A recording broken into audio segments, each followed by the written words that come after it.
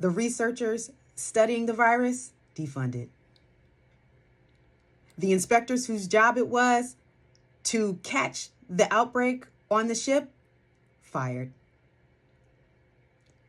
The global warning system that would help us track and curb the spread, opted out.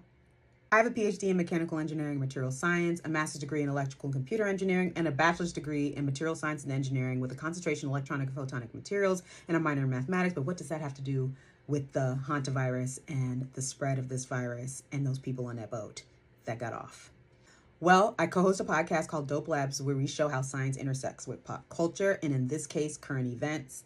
And we did a couple of episodes back in 2020 on the virus that shall not be named, and how vaccines work and how virus spreads. And you would think with all that we have learned about viruses and how they spread and how things can escalate over time, that we would be in the perfect position to handle the hantavirus. We are not. And that is because the current administration made a lot of huge mistakes that they masked as governmental efficiency. In 2025, the National Institute of Health shut down all 10 of their centers for research in emerging infectious diseases network. And one of those networks was specifically researching hantavirus.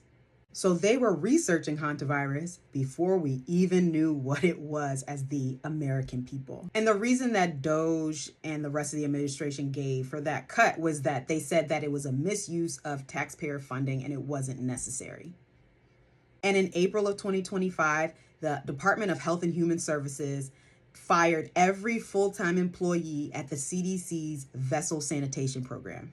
The vessel sanitation program had been around since the 1970s, and it was a direct response to an outbreak of a gestational infection on a cruise ship. So we kept it around because this seemed to be a recurring issue. And this included an epidemiologist. So an epidemiologist is a person who studies diseases, how they spread, how they affect certain groups of people.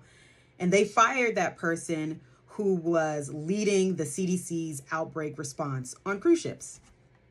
All in all, the Center for Disease Control lost over a quarter of their workforce. That is thousands of employees. And on top of that, the current administration is proposing to cut another $750 million to grants for preparedness at the state and local health department level.